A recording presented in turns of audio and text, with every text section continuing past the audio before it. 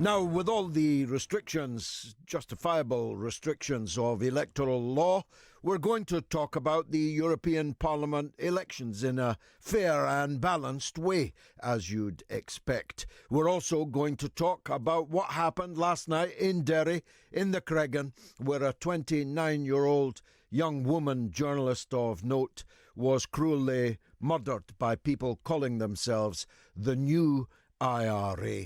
We'll be talking about Donald Trump and the Mueller report, which went up like a rocket and came down a very damp squib indeed. Or did it? Because the Democrats, at least some of them, appear to think that though Mueller, who spent countless millions of dollars on an inquiry into Russian collusion by Trump and found none, has nonetheless sufficiently muddied the waters to put the impeachment issue back on the order paper, back on the political agenda. We'll also be talking about Libya. How did that work out, Mr. Cameron, Mr. Sarkozy? Well, just after we destroyed the Libyan state and demolished its borders, across which many people subsequently came and sailed, we said it was a return to democracy.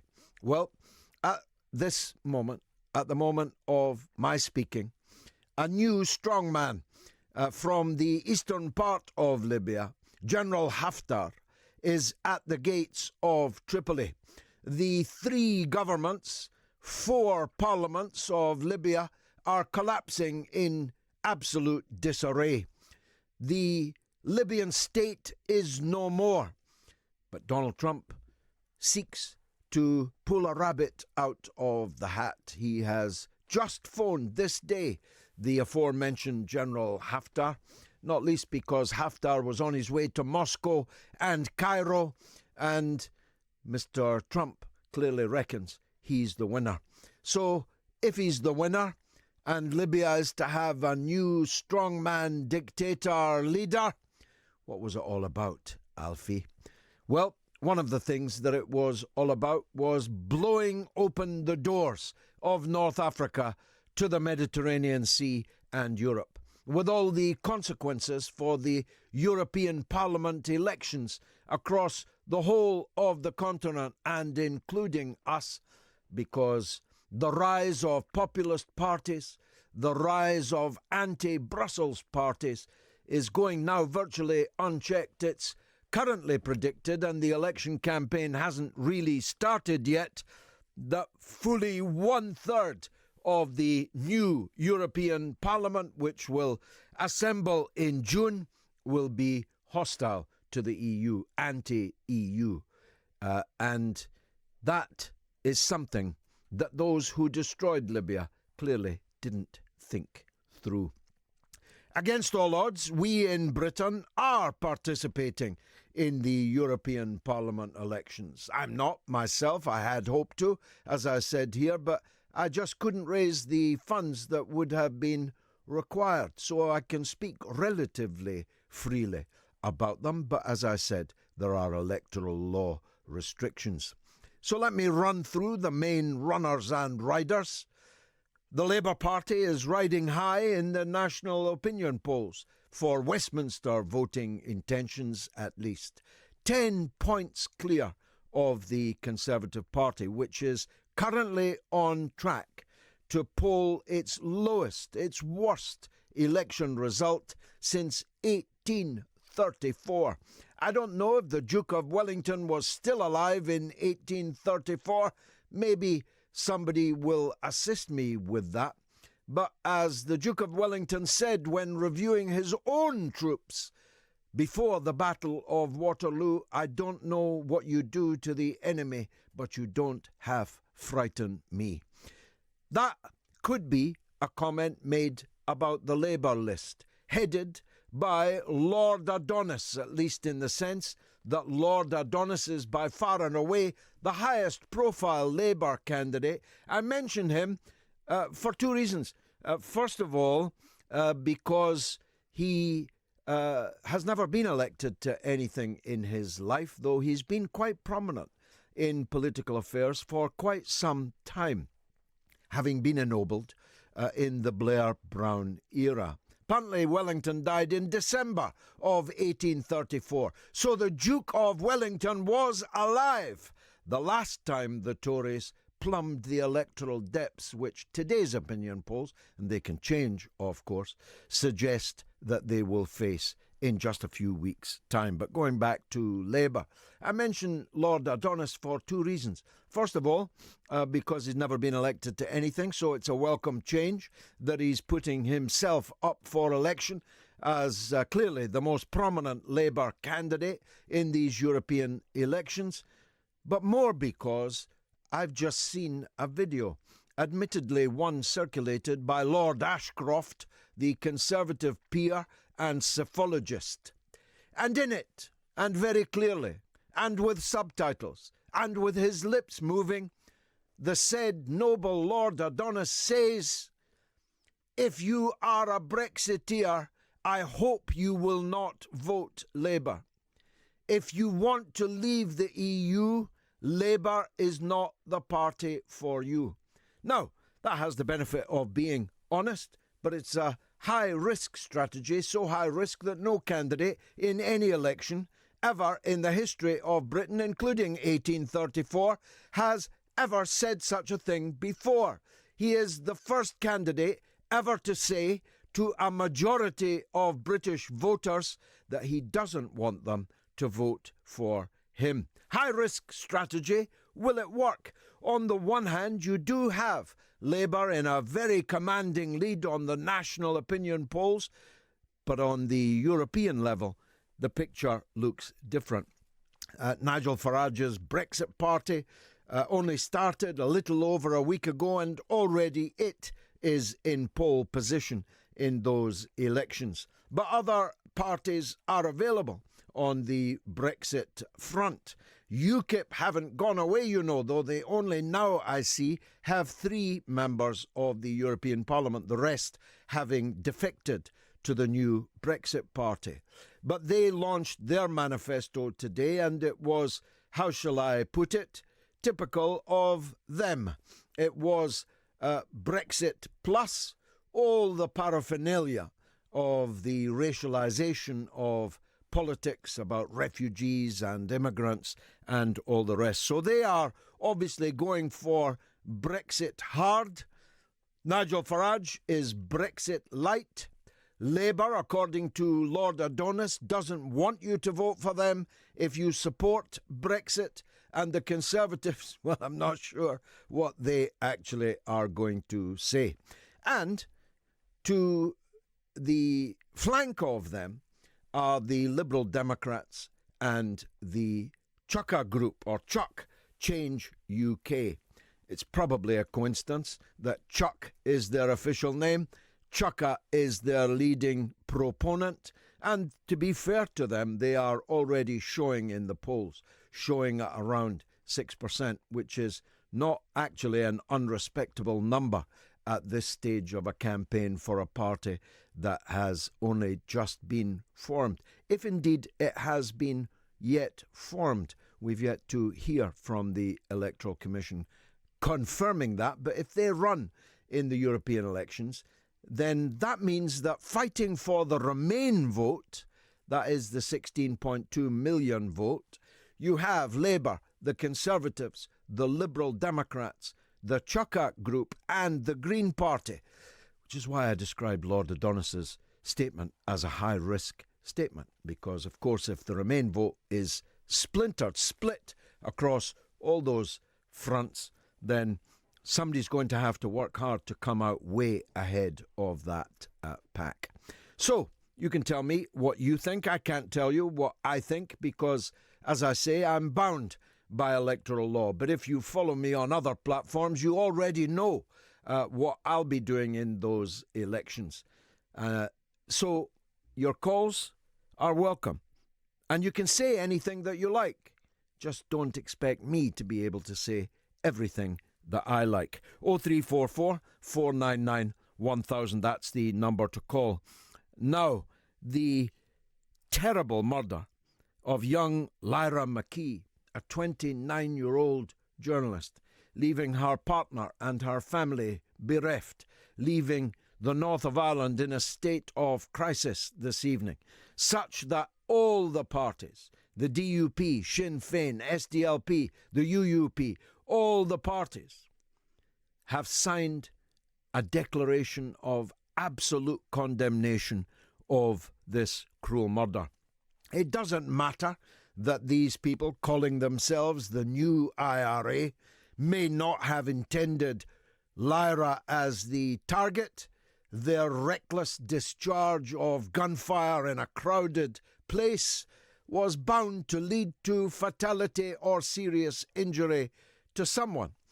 As it happens, it was a journalist of great note, great promise, writing for American publications, and who had already become famous with her open letter to her 14-year-old self some years ago, in which she talked to her 14-year-old self about the problems of being gay and being in the north of Ireland, part of Ireland which is riven with sectarian conflict and blighted by what I regard as an illegitimate British occupation of the 6 counties of the northeast. The editor of Slugger O'Toole, the award-winning news and opinion portal, Mick Fealty, will be talking to me about that in just a few minutes. Later, Lee Stranahan, investigative journalist, whom I met just a week ago, less than a week ago, outside Belmarsh Prison, where both of us were standing vigil to another journalist that has been silenced, though not yet, at least terminally, Julian Assange. Lee is an American. He has in the past worked for Breitbart, which was close at that time to Donald Trump. We'll be talking to him about where Donald Trump stands now in the wake of the Mueller report. We'll be talking to the smartest academic I have yet met, Professor Steve Tsang, Director of the China Institute at the School of Oriental and African Studies, about China's Belt and Road project in ahead of the summit next week, where 37 countries will send representatives. The US sending a low-level representative. I don't know who that might be in the stellar galère of the Trump administration. We'll be talking later still to Belle True, the Middle East correspondent for the Independent newspaper, about Libya, which, as I said earlier, seems to be reaching an end game, and the imposition by one means or another by a new Libyan dictator. And then it's, I think, for the whole of the last hour, over to your calls. Now, as I said earlier, the wicked murder of Lyra McKee, a young journalist in Derry last night in the Cregan estate, where she was shot by a group calling themselves the New IRA, has got everyone anxious about what lies ahead now in the 6 counties in the north of Ireland. Let's talk to a man who knows. Mick Fealty is the editor of Slugger O'Toole, an award-winning news and opinion portal. Mick, welcome to the show. Thanks, George. It's not the best of times to be a journalist right now. Khashoggi sawed up in the embassy in Istanbul, Assange behind bars in Belmarsh, and now this Lyra McKee's murder. What kind of impact has it had? Well, I think, as always on these occasions, it has had a huge immediate impact. All of the major party leaders dutifully dropped all their election duties, went to Derry, and made some important and emotional statements. And so, in the short term, that's often cathartic for people. There's a vigil in Derry. She was from Belfast originally. She settled with her partner in Derry a few years ago. But it doesn't take away from the fact that this terrible thing has happened just hours from the 21st anniversary of the Good Friday Agreement. We have Nancy Pelosi coming over, the Speaker of the U.S. House of Representatives. We've had Richie Neal come over for an honorary degree. Everybody lauding the great prize of the Good Friday Agreement, and yet there this morning in Stormont, not a public representative to be seen. And the problem with that is that the vacuum that we've had at the heart of democracy in Northern Ireland has allowed the actions of this fringe group in the great city of Derry, to speak more loudly through their actions than the inaction of our public representatives in Northern Ireland. And that, I think, is the tragedy of this situation. Now, just for those who don't follow these things, the Northern Ireland Executive has collapsed, the Assembly has collapsed, so your point is there's a political vacuum in the north of Ireland, and that has encouraged these extremists. We'll come to them in a minute. Well, look, let's be clear. The new IRA is just the latest generation of Republicans who believe in war as the only moral way of resisting the British presence in Northern Ireland. They would be there regardless of whether we had Stormont or not. My issue is that their actions speak more loudly than public representatives who have refused for nearly 2 years to take their seats after they were elected in March 2017. So that whatever honeyed words that come out of the former First Minister, Arlene Foster, or the would-be Deputy First Minister, Michelle O'Neill, nothing is going to be done in terms of the politics of this that will actually begin to address this ongoing kind of resort to the gun and to the bullet. And as we see, the bullet is not a nuanced political weapon. It's an absolutely deadly one in the hands of a fanatic. Who are the new IRA, Mick? They're a splinter of a splinter of a splinter of a splinter. Are we talking about 10, 20, dozens, scores, hundreds, what? You know, the great thing about illegal organizations like this is that we don't have records. We don't know precisely how many they are, but they're simply the latest embodiment of what was left behind after the Provisional IRA sued for peace in the run-up to the Good Friday Agreement and in the period after, the 6 or 7 years that it took for them to decommission their own weapons. So they're very familiar to students of Irish history. We've seen this resort to violence periodically come up throughout the 19th century, the 20th century, and they're simply the latest embodiment of this conviction that armed resistance, be it killing young Irish women like Lyra McKee, or the real targets, the young Irish policemen who were recruited to the PSNI in the belief that the Good Friday Agreement was a multilateral agreement between the governments of Ireland and the United Kingdom that vouchsafed a peaceful future.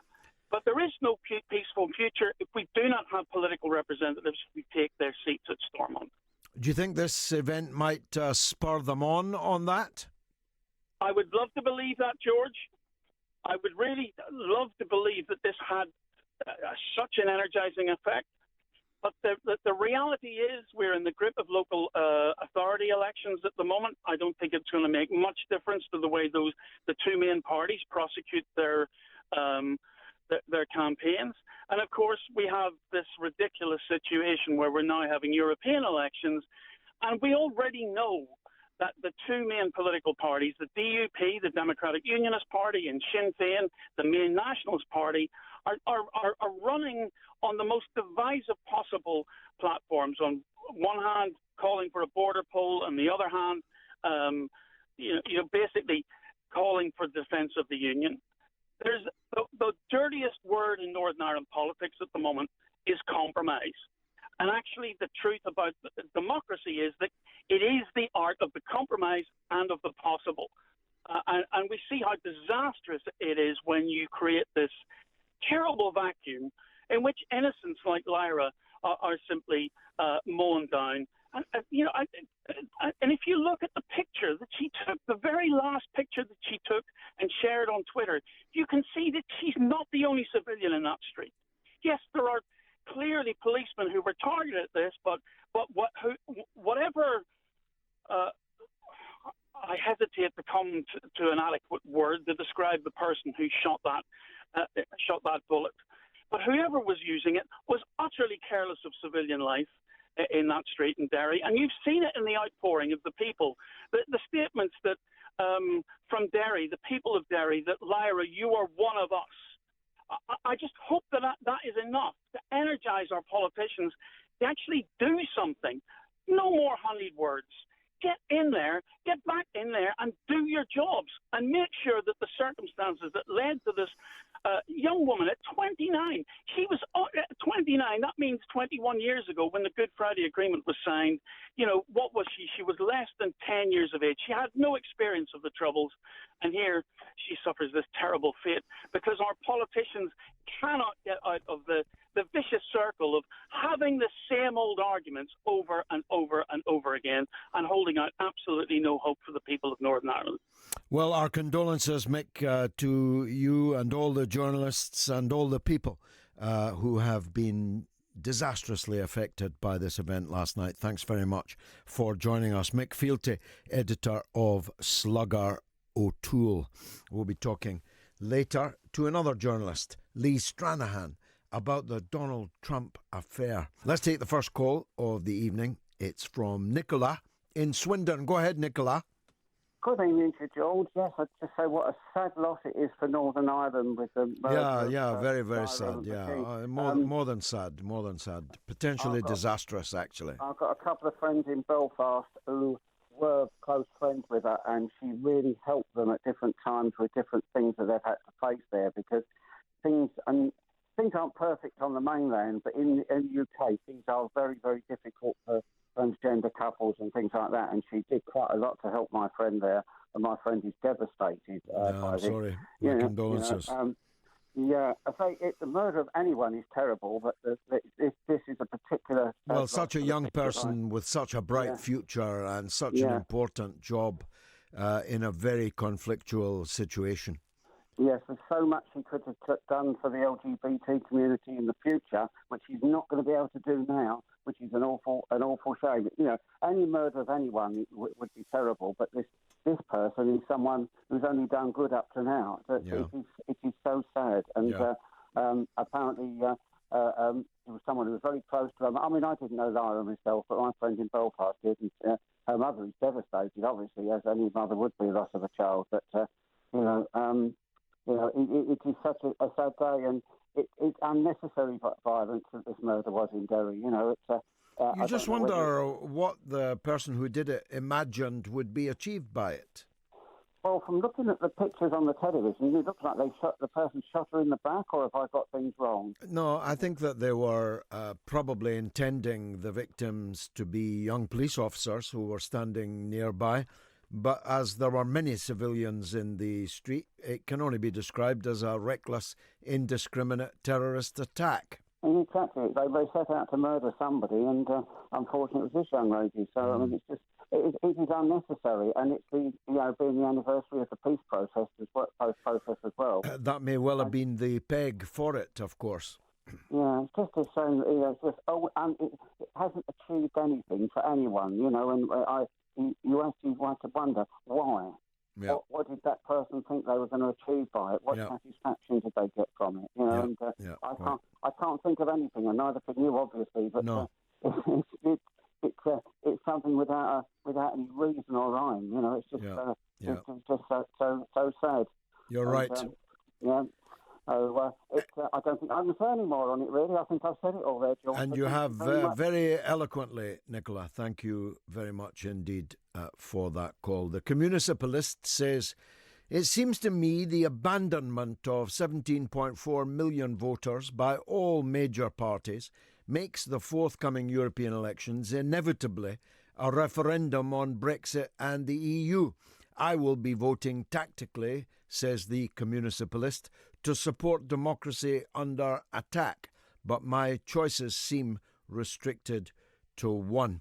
The big parties that have delayed, potentially terminally, Britain's exit from the European Union cannot have really thought through the implications of having to fight these European Parliament elections. By delaying and delaying and delaying, they made it inevitable under the rules of the European Union that if we were still in it, then we'd have to contest the elections. We'd have to elect MEPs, even if it's only till October when we're currently scheduled to leave, though not many people would bet their house on us leaving in October, as we were supposed to have left on the 29th of March. Indeed, there's a legal case in the courts right now which insists that we actually have already left the EU and that the Prime Minister had no right by statutory instrument, because that's how it was done, to delay the Withdrawal Act from triggering our exit. But they cannot have thought this through. And that's why there's a scramble going on for candidates and so on. That's why there's a state of flux, why the opinion polls are showing the way they are. They cannot have bargained on the great test for them that I fear these elections are going to be. Bob Justice says, I'd like to congratulate Theresa May on the ongoing dismantling of the party. She's doing a great job, especially now she's brought the wrecking ball out. A bit unsure what Lord Adonis is actually running for. Is it to be the next Tory leader? He'd be fantastic. Now, I've got a thing about Lord Adonis, and I thought he'd already left the Labour Party in protest at Jeremy Corbyn. I have no idea how he came to be on the candidates list, but I've got less than no idea why he made a televised call on people who voted Brexit not to vote Labour at the elections. I cannot imagine that at the top end of the Labour Party this was heard and seen by in anything other than horror. It's really a very, very high-risk statement to make, particularly, as I say, when there's at least 5 other parties that are running for the Remain vote. So if you're saying you don't want the 52% to vote for you, then you're fishing for votes amongst the 48%. But so are 4 other parties. It's very, very high risk. I'd be interested to hear what other people think of that. Obviously, Labour will get a lot of support, and it's the major party in the country now, 10 points ahead of the Conservatives. And what do you think about how the Conservatives came to this? I spoke to a Tory MP this week, who shall be nameless because it was a private conversation, but their view was that the Conservative Party is literally falling apart, falling to pieces. And as I said, the opinion polls show that they're on track. It could change, but they're on track for the worst electoral drubbing since the Duke of Wellington was alive. Now, Donald Trump has stepped out of the treacle, or has he? He certainly thinks so, and his side are spinning mightily that the great Russiagate has turned out to be a damp squib. It went up like a rocket, as I said, but it's come down a very damp squib. And that's indisputably true in the sense that no collusion, no evidence of collusion between Trump and Russia in the presidential election has been uncovered. That much is incontestably true. However, the Mueller report has left maybe just enough mud on Trump, and it's not actually all that hard to find mud when you're talking about the Trump family, maybe just enough to keep the issue of his legitimacy as the President of the United States alive, and talk of impeachment certainly hasn't gone away. So, my old friend Lee Stranahan, investigative journalist, I hope is on the line. Lee. Hey, George. Good to talk to you again. And to you, we'll talk later about our friend Julian Assange and the latest on that. But let's stick with Trump for the minute. Did I summarize it fairly that he's not guilty of collusion, but he might be guilty of all manner of other things? Well, here's the thing. This Mueller report is a 450-something page Rorschach test. And if you like Trump, you're going to find stuff that you can point to. And if you don't like Trump, you're going to find stuff you can point to. And I actually think that was rather the point. I think the point is to continue this smear against Trump. And again, like you say, whatever else you think of Trump, and at this point, I'm a former Trump supporter who can no longer, after the arrest of Julian Assange, can no longer excuse the warmongering. And but that being said, that has nothing to do with this accusation. You can like Trump, dislike Trump, but this was a smear. And one of the problems, though, is that and again, I host a show out here for Radio Sputnik, so let's be clear on that. But both sides, the Republicans and the Democrats, and this report also agrees with the premise that Russia interfered in the election, and I don't think that is a proven conclusion at all in any way. But both sides, and I think that was the point too, was to smear not just Trump, but to smear Russia as well. What do they say Russia did, even though they concede that whatever they did, if they did anything, Trump himself was not involved with them in doing it? The Mueller report outlines two areas. One was the buying of Facebook ads, a ridiculous charge, even if true, because it was a paltry amount of money over a gigantic number of ads that had nothing to do with it. It was so little money, it's nothing a state actor would ever do. It's crazy. But whatever, that's one of the accusations. The other one is the hacking of the DNC, for which Mueller's provided no proof or evidence. He's made claims, but there's no proof of that. So that's what they're claiming the Russian interference was. But they don't even say that they can't specify how they say the Facebook ads did not interfere. Actually, it was attempted, but the other one, I think it did have an impact on the election, but I'm not sure the Mueller report even says that. So.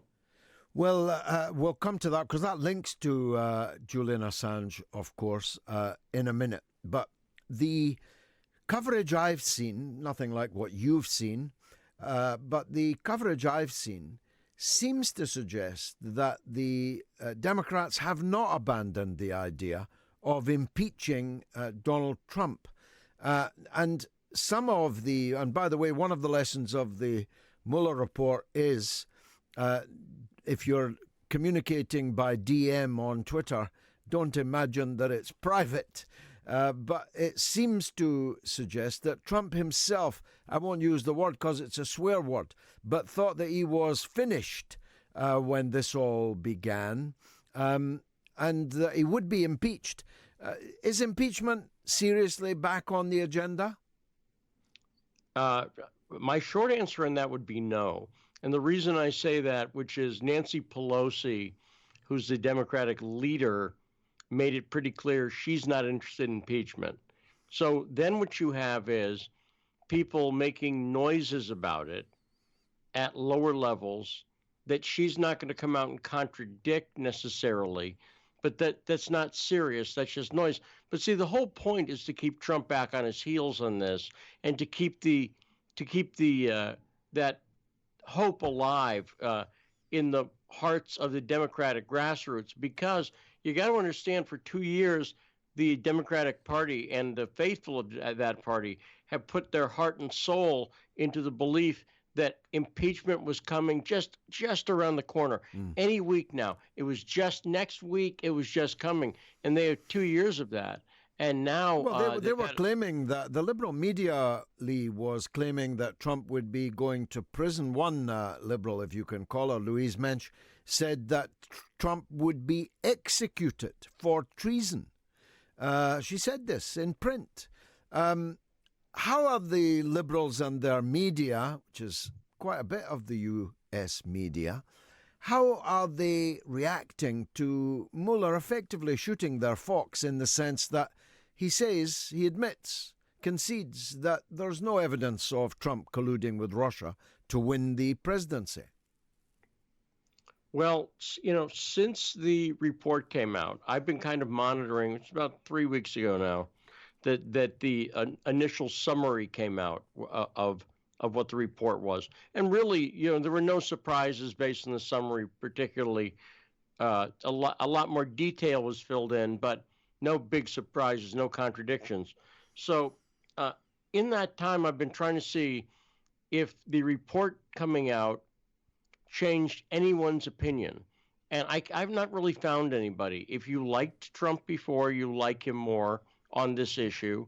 And if you were against him on this issue, you're still against him and you think there's something else going on.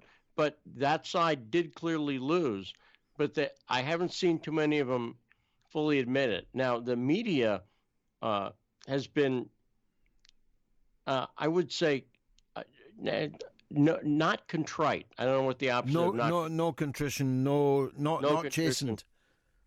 No, in fact, CNN's, Cuomo and also the president said, hey, we're not investigators. It's not our job to investigate. We're just reporters and blah, blah, blah. And it was like, oh, really? That's your excuse? So there was no teachable moment here for the media.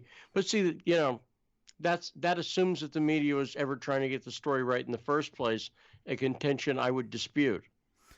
Well, if no impeachment, then Trump is a candidate again next year. How is he looking as a potential presidential candidate for next year? And that leads me on to my second question.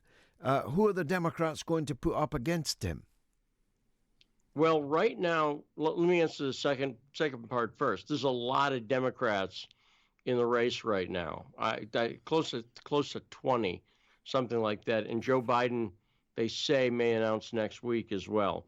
So the Democrats, there's a lot of very interesting math there that I'll talk about. Now, how's Trump? So that's on the horizon. And by the way, there's no clear, I would say right now, Bernie Sanders is the clearest, but even he's not all that clear. And if Biden gets in, it becomes quite a bit muddier. So there's no real clear winner right now. But Trump is okay with his base, but there's been a lot of aggressive moves in foreign policy in just the past 3 months. The giveaway of the Golan Heights to Israel, aggression in Ukraine, statements made by Pompeo. And then the other thing I would throw in there is, of course, Venezuela and U.S. aggression there. And with some part of the Trump base, and we'll see how big, that's not playing well. That's not what they expected. It's a neocon foreign policy and not what they'd hoped at, not what Trump promised them. No, it's not what he said on the campaign trail. He said the opposite. Right. But in a way, that's what this whole Russiagate business has been for, isn't it? To force Trump to backtrack and indeed reverse on many of the foreign policy things that he said he would do. And that's why, so if we switch back to the Democrats, the one I'll focus on is Tulsi Gabbard. Now, she is low name recognition and would be low in the polls right now, but she is the only one who is calling it correctly on foreign policy, making very bold statements against people who no one ever talks about, like the Saudis. No one ever talks about the problem with the Saudis. She was right on Syria, as I know from reporting, as you know from your experience. She's been right on these issues, and she's the only one, and she's right for the right reasons. and she's a veteran. She very compelling candidate, but because her foreign policy is 180 degree out of step with what you would call the Blairites, but in labor there, what I would call the Clinton wing of the Democratic Party, same rough idea, right? She's 180 degrees away from them, and so she is a candidate to watch, though. Tulsi Gabbard. Now, she's from Hawaii, isn't she? She is, yeah, she is. And I've never seen anybody who, on foreign policy, at that level, just gets it so completely right. Yeah, very interesting indeed. But Joe Biden and Bernie Sanders, do they not, in a way, cut each other's throats? Do they not appeal to the same demographic? No, white working class. No, I think they definitely appeal to very different people. The Biden is the establishment, Of course, yeah. Establishment neoliberal neocon warhawk, basically. Sanders is not the same Bernie Sanders as he was in 2016, but he represents the, what they refer to here as the left wing of the left wing of the Democratic Party. He's a democratic socialist and calls himself as such in a country where you're not supposed to say the S word. Mm-hmm. And although that's become more fashionable of late here, but Sanders appeals to very different people. But for the Democratic Party, they want, the party elders, the smoke-filled rooms, they want Biden. Biden is their guy. Biden is, their Hillary Clinton this year. And so they've been waiting and they've been biding their time, as we say. Biding their time for Biden. He must be some age now, though, Lee. Yeah, but he's not. That doesn't seem to hurt candidates here. John McCain ran when he's not that. Right. Well, there's hope for the rest of us yet. Lee Stranahan, investigative journalist, thank you very much indeed for joining us on the mother of all talk shows. A 6-year-old boy has been injured in a shooting in Wolverhampton. As you'll hear on the news, a group of men opened fire on a house in Wolverhampton. We'll be talking to Liam Keane, the news reporter from the Wolverhampton Express and Star, after the news. This is the mother of all talk shows. I'm here until 10 p.m. this evening. Stick with me. Well, if we're not talking about stabbings, we're talking about shootings. Earlier this evening, we were talking about the murder of a young journalist in Derry in the north of Ireland. And breaking, whilst I was on air, was the report that a 6-year-old boy had been injured in a shooting in Wolverhampton after a group of men opened fire on a house. A child was inside when it happened around 4 o'clock this afternoon in the Eastfield area, and it's thought a shotgun was used and nobody has been arrested. And I'm really grateful to Liam Keane, news reporter from the Wolverhampton Express and Star, has agreed to come on the show and update us on the shooting in Wolverhampton. Liam, thanks very much indeed for this. That's great. Thank you, George. Can you just tell us what happened? Well, as you say, another shocking incident where you don't expect these kind of things to be happening in 2019, unfortunately. But as you say, a group of men are believed to have come past the home. They have shot at the house where the 6-year-old boy is inside, and he has unfortunately been injured on the back and the hand during the incident. It's not sure whether he's been injured by a shotgun shell or any other bullet, or whether he is, of course, injured in the debris from the home being shot. But as you say, another shocking incident, and the police presence here is huge, to say the least. But no arrests. Well, that's another thing. I think the reason that the police are so hot on this, and the reason that there's such a huge presence here, is because there's no arrests and because there is a gun involved. Yeah, exactly. They're still at large. Exactly. The armed police have been in the area to, I suppose, to keep residents at ease and try and keep them safe. It certainly makes me feel better on being on the scene to see them in the area. But the specialist search teams have been up and down Dean's Road, which comes off the road where the incident happened. They've been searching the area, and to have no one arrested at this stage, we're talking 4 hours after the incident, especially with a firearm involved. It's extremely worrying for people in the area. Liam, when the report says a group of men, have we any idea what that means? Is it 3 men or 30 men? I mean, is it a mob of people? Is it a gang or a few men? Well, again, that's another incident, I suppose, which is up in the air. The police, understandably, are quite vague with some details at this time. As a journalist, you find that quite regularly, that you need to try and figure out these details yourself. Unfortunately, a few of the people I've spoken to, as being Good Friday, many people were, fortunately, I suppose, out of the home at the time. So a number of neighbours I've spoken to, despite describing it as scary, describing it as disturbing, being in the area, especially with something like this happening on their road with children in the area as well. They haven't actually arrested anyone, as you say. But a group of men, it could mean 2, it could mean 3, it could mean as many as you can think of, unfortunately. You expect that this is probably a targeted attack. Again, this is not confirmed. And unfortunately, the number of men is also not confirmed. The details are vague, which is disappointing for people who want to find out what's happening in their area. But the police, I'm sure, are working hard to identify them. Any idea how many shots were fired? Unfortunately, George, again, there are details that the police can't verify at this stage. It's such an early stage of investigation. And again, people in the area, many of them were out at the time. I did speak to one lady she was with her children, actually, at the time, and her children were the ones that told me they believed 2 or 3 bangs while they were in the garden. Unconfirmed, of course, but to hear 2 or 3 bangs on Good Friday, people might suggest it could be fireworks, could be anything. But at 4 o'clock in the afternoon, of course, that was quite worrying to them. And then to see what's happened, I mean, that lady described it as disgusting, and being on this street as a hellhole, I think is the word she used. What's it like, the area, Eastfield area? Well, I have to say, George, I've been to quite a lot of live breaking incidents at my time at the Express and Star in Wolverhampton and across the Black Country as a whole. The area itself, it seems like quite a family-orientated area. It's clearly stricken by some difficulties in terms of poverty, but in terms of judging the area as a whole, I mean, the people I've spoken to have been rather friendly.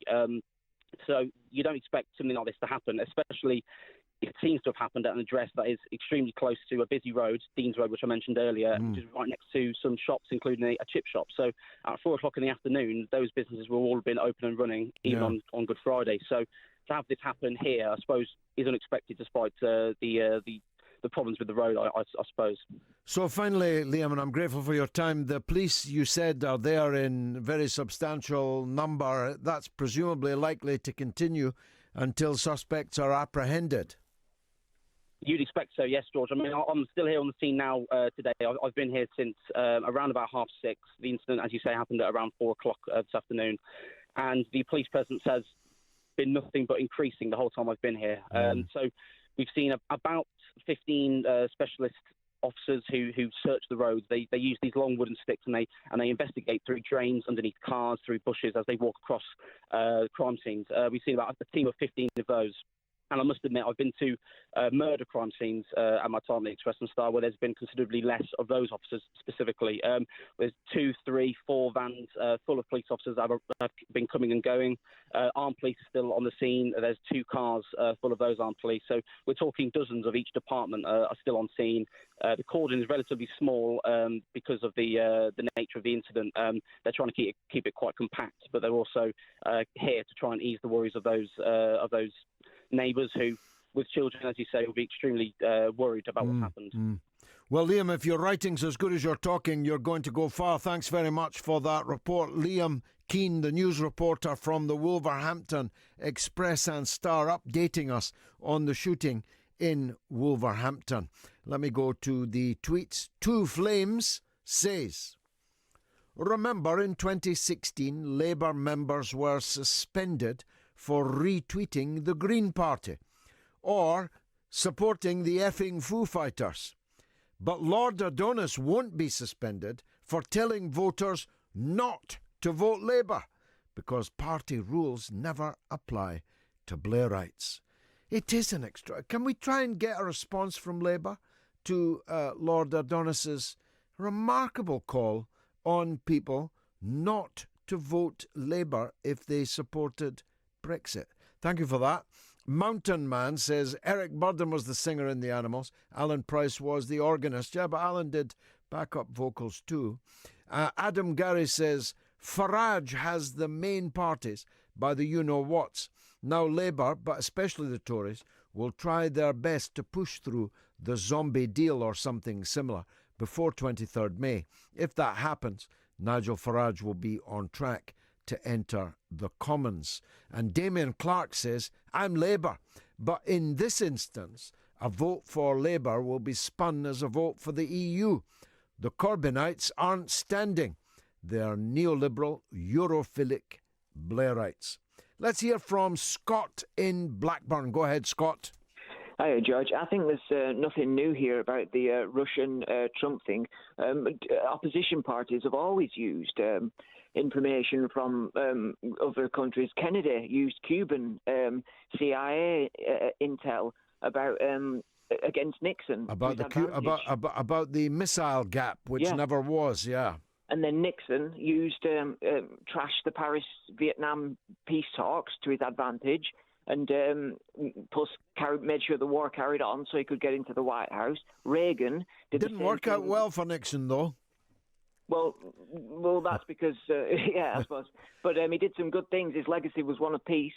But Reagan. Yeah, I mean, by comparison with those that came later, come back, Richard Nixon, all is forgiven. I know it's bad to look at him in nostalgia, innit? The stuff he did do some good stuff when you look at it. Reagan did killed a lot of folks, as Barack Obama would say.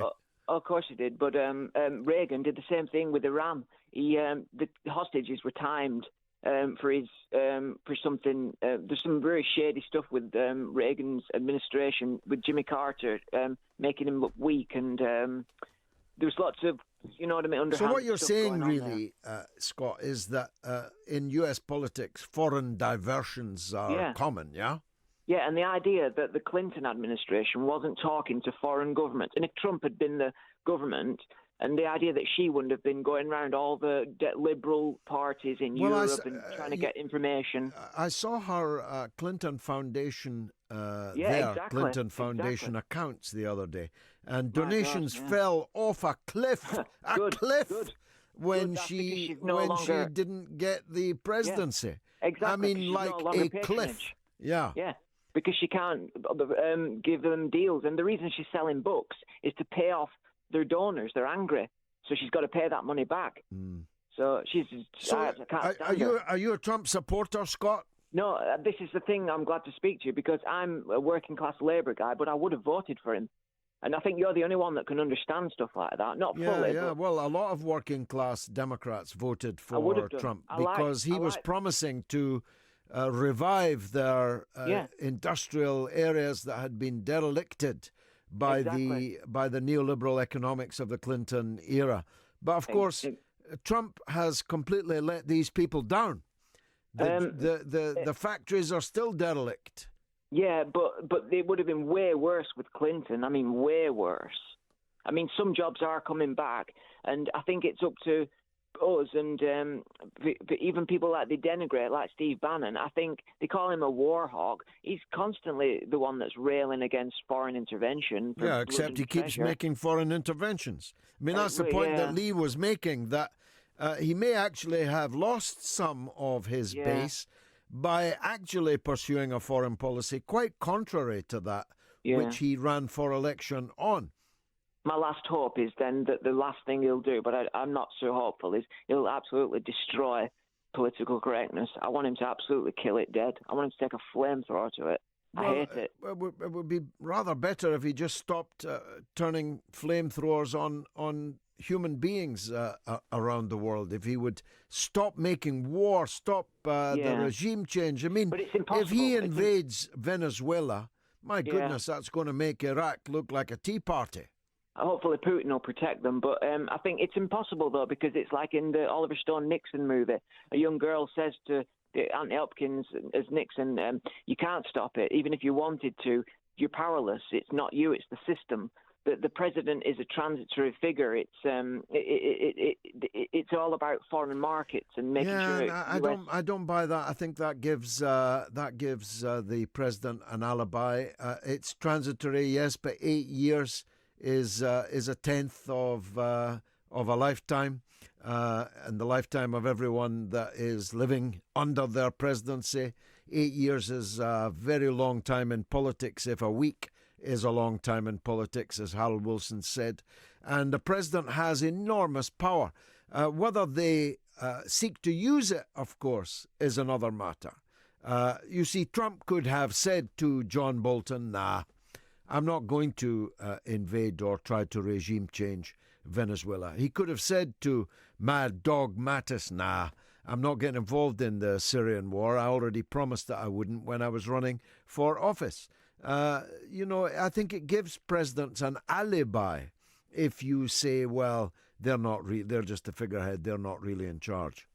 Then they just do what they did to Bush Sr. and say he's weak and he's a wimp. And that's all they have to do to get politicians to do what they want is call them soft. And they always come out on the news and say, the president has to act now. He must act now. They control the narrative and make it look like if he's not acting, then he's putting people in danger. When the opposite is true. I agree with you on foreign policy. They should force every American to watch The Untold History of the United States by Oliver Stone. They should put that on repeat every single day until they get the point. Absolutely brilliant call, Scott, if I may say so. Really, really good to hear from you. Thanks for that, Scott in Blackburn. Now, a couple of tweets. This from Wayne Mack for Palestine. Your guest, Mick Fealty, makes a great yet obvious point. The chronic void between the people of Northern Ireland and its devolved government is what is propagating this violence. Time for heads to come together, whatever their differences. X-Ray Vision says, I've no idea why he was in the Labour Party in the first place. Hashtag Lord Adonis. The Labour Party's press office has a recorded message stating they're closed for Friday and Monday, but are back on the 16th of April. Unfortunately, I don't have a show on the 16th of April, so I'll not be able to bring you their answer as to their reaction to Lord Adonis's rather extraordinary broadcast. Let's take a break and then it's off to China. All roads one day will lead to China. All roads may lead from China. I call my children by short names so that they're more easily pronounced by the Chinese. Both of my children attend Chinese language lessons, and the youngest of my children is only 2 years old, but she goes to Chinese lessons every week. In fact, my 5-year-old nearly goes twice a week. So I'm highly conscious of the importance of China today and even more tomorrow, but not as conscious as Professor Steve Tsang, Director of the China Institute at the School of Oriental and African Studies, who joins me now. Professor Steve, thank you very much indeed. Good evening. Now, there's a big summit coming up next week. Tell us about it. Well, this is a Belt and Road Summit, which will be hosted by Xi Jinping, the leader of China, really to mark his flagship foreign policy, which is called the Belt and Road Initiative. Tell us what that means. Well, the Belt and Road Initiative is China's ways to reach out to the rest of the world, in particular China's neighbors, both on land through Central Asia to the Middle East, and both up to Europe and further to Africa. And that is the Silk Road Economic Belt. And there's also the Maritime Silk Road, which will go from China through South China Sea into the Indian Ocean and again into the Middle East, and from there both going to Europe and to Africa. There's not yet many takers from Europe, though, is there? Italy flirted with the idea but then rejected it. Well, Italy has actually officially joined the Belt and Road Initiative and has given it endorsement. So Italy is now part of it. But Italy is the only Western European I thought the Prime Minister Salvini said that he didn't want to be a part. Well, but they actually did approve it when Xi Jinping was in Italy. Okay. So you've got one European stopping point. Well, it's more than one European stopping point. Italy was a major development for the Chinese because Italy was the one of the big fours in the EU, which the Chinese have been asking, courting, and requesting them to endorse the Belt and Road Initiative, and all refused until Italy agreed. But apart from Italy, you have the so-called 16+1 initiative. So you have a number of the Eastern European and Southern European members of the EU and aspiring members of the EU who have joined the Belt and Road Initiative. What do you say to people who say that China is building an empire here? Well, China is not at the moment building an empire, but the Chinese are expanding in a way which would remind one of how Queen Victoria's England built an empire in the face of the absence of the mind. So yes, I think there is some risk there that we may be seeing an empire being built, but that the intention at the moment is not articulated as to build an empire. Yeah, I mean, Queen Victoria's empire was built by force of arms, of course, but slaughtering the natives until they welcomed the British flag. Well, no, with all due respect, Queen Victoria's empire was basically trade first. And let me assure you, trade, Professor, it was blood first. Happened. No, let me assure you, Professor, it was blood first. Britain controlled an empire by force. And when you say trade, it was exploitative trade. It was one-way trade. Britain looted its empire. Are you going to loot yours? Well, China is not my country, so I am not defending the Chinese government's policy and position. The Belt and Road Initiative is not entirely fair. The Chinese are building infrastructures and lending countries the monies to build those infrastructures, which those countries cannot actually afford. Mm-hmm. So looking forward, there are likely to be potential problems, but those problems have not yet actually happened. So you can say whatever the intentions are, but until you actually see the result of the actions, I don't think one can actually draw the conclusion yet. You don't hang somebody because somebody has the capacity and the potentials to murder. You only hang somebody if somebody has actually committed murder. Indeed, so in all countries, hopefully including China. But the point I'm making is that the Chinese are now the only country left in the world with the possibility of making this kind of initiative. All other empires, would-be empires, are in decline, whilst China is in the sun is rising in the east. China's economy is already arguably the biggest in the world. Pretty soon will incontestably be the biggest in the world. The People's Liberation Army is a totally gigantic armed force. The Chinese People's Republic is a homogenic population of well over 1 billion people. These are all powerful symbols, aren't they? Well, yes and no. I mean, the way how you outline it will make it appear so. But this is all being built on enormous debt, which will have to be paid back. So who are they borrowing from? Well, they are borrowing a lot domestically, and a lot of the money are simply created with the party state controlling the liquidity. So, but at some stage, all these will have to be accounted for.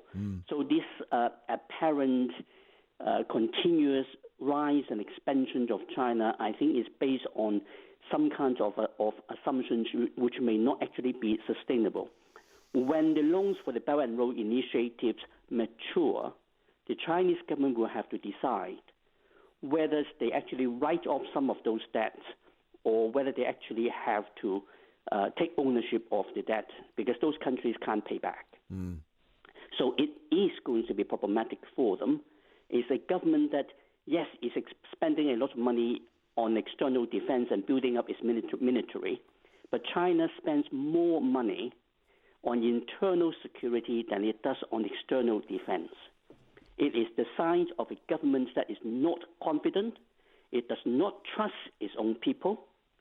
So it is a country that has a lot of problems.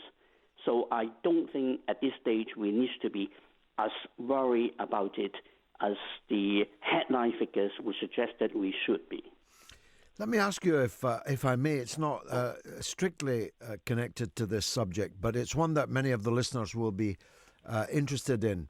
How is China handling its Uyghur problem, its Muslim problem? There are many people raised with me the anxiety, and more than anxiety, anger at reports of how the Chinese government is dealing with an incipient rebellion by basically collective punishment of the Muslim population, the Uyghur population. The Chinese government's conduct in Xinjiang towards the Muslim people, mostly Uyghurs, but not only Uyghurs, is totally and utterly indefensible. You are talking about roughly 1/10 of the entire native population of Xinjiang being put in camps. This is not the kind of policy that can be justified by any country, even in wartime. And we are now talking about peacetime. And we are not really seeing much real evidence of the Uyghur people mounting significant terrorist attacks against the other Chinese citizens. There are terrorists, of course. The Al-Qaeda and so on exists in Xinjiang. I know that for sure, at least in the past. I don't know today. But to deal with, as the British government could have told them, to deal with an incipient terrorist problem of some hundreds, maybe even some thousands of people by rounding huge numbers of people, some say 1 million, into camps, merely makes your problem worse. You are absolutely right. I mean, the way how the Chinese government is going about in Xinjiang means that eventually they will have a real Islamist terrorist problem. Because people in Xinjiang are pretty desperate. So when you are pushing people who are very desperate into a corner, they will fight back. So we will see that rise of a real terrorist challenge in Xinjiang and China as a result of Chinese government policies. They are making if you like, a parallel mistake, but in a much bigger scale to what George W. Bush made after 9/11. You know, I told them this more than a decade ago. I told the deputy foreign minister who gave me dinner in Beijing. I told the Chinese ambassador to London, 2 successive ambassadors, that you are handling this problem, not just wrongly, but entirely the opposite way that you should. And I gave the Irish analogy, much smaller scale, no doubt, but the policy of internment was a recruiting policy for the armed paramilitary organizations in the north of Ireland. I think you are absolutely right. On that front, they are making all the mistakes that other countries had made in the past.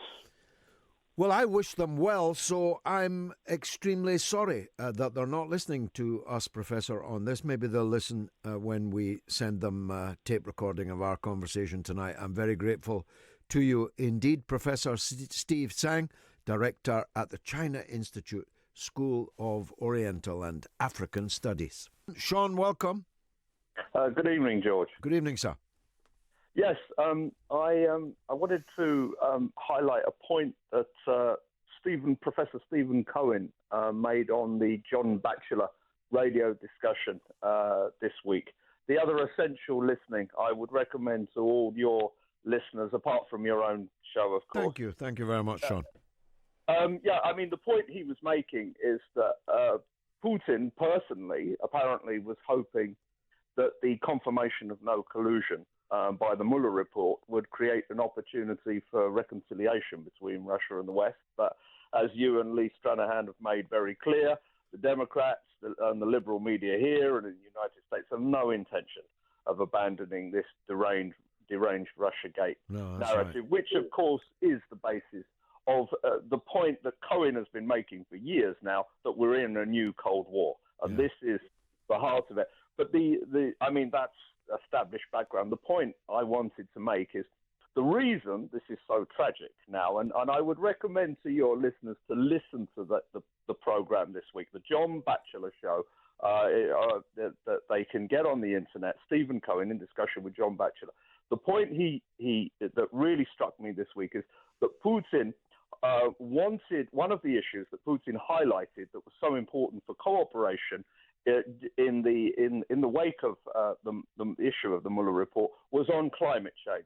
And I don't know whether you saw that program last night with David Attenborough about called Climate Change, the Facts.